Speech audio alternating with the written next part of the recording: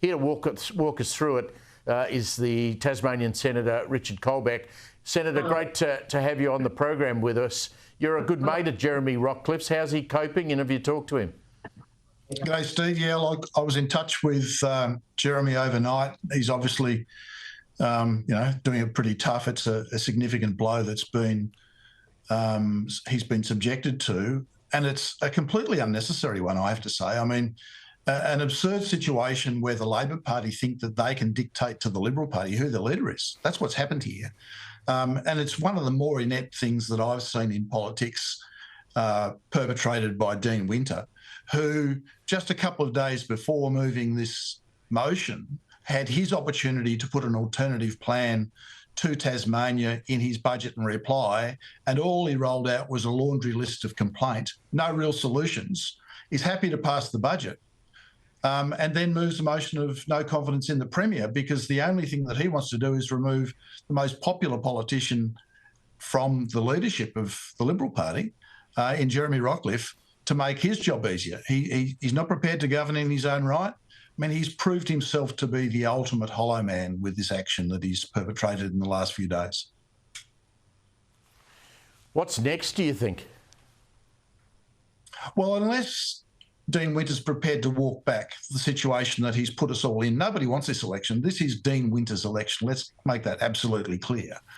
Unless he's prepared to walk that back, we go to an election. He's not prepared. He doesn't have the courage to take up the leadership and be Premier. He said he's ruled that out. So that's one of the options. I have to say I'm so proud of our Liberal team here in Tasmania, who have shown real strength of teamwork, of integrity, by strongly wrapping themselves around Jeremy as their leader and doing what a strong party should do in saying, well, sorry, Labor, sorry, Greens, sorry, Crossbench, you don't get to determine who our leader is. That's our job. And Jeremy is our leader, and he's a good leader. And so it's off to the polls unless Labor are prepared to walk back from the precipice that they have put us in. Now, they're trying to say this is on Jeremy. Absolutely not. This is a tactic of Labor to try and remove Jeremy from the leadership. And if we're going to go down this path, what's to say that in 6 months' time we don't have the same thing? Oh, let's remove the next leader. Let's remove the next leader. That no party with any integrity would allow another party to choose its leader. And our team have done exactly the right thing, which is to gather around Jeremy strongly and put it back onto Dean Winter, the hollow man of Tasmanian politics, and say to him, well, if you want to take the premiership, it's yours. You can do that. The governor will offer that to Winter. He hasn't got what it takes to take that on. He didn't after the election. He didn't in March this year, and he doesn't now.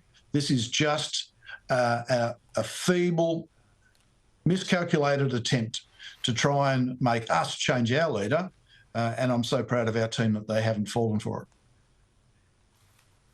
You're a former federal sports minister. The AFL issue here, I mean, to explain it for our national audience, the Tasmanians want a team. The AFL says you've got to have a roof stadium in Hobart to get a team. That's how you get the licence. How much at risk do you believe is this, long-held hope that Tasmania might be able to field its own team?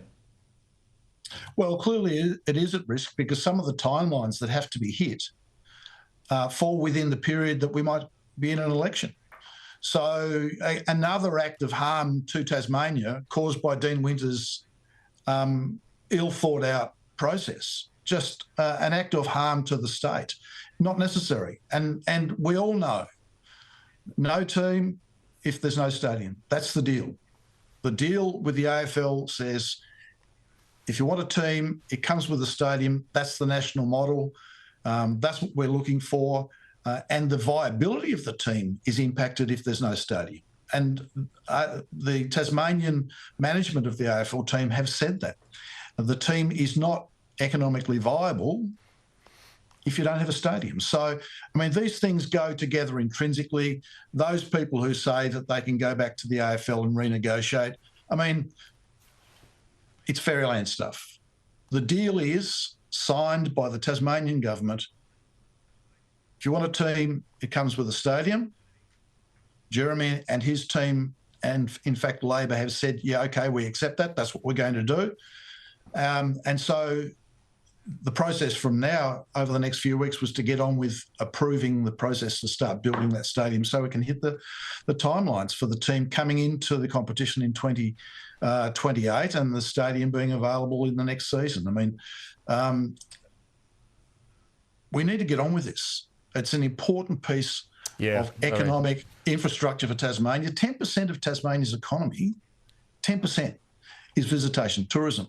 This is an important piece of economic infrastructure that will bring people to Tasmania in winter during our off-season. Something we've been trying to do 100% for years and years and years. It's the next moment. It just makes so much sense.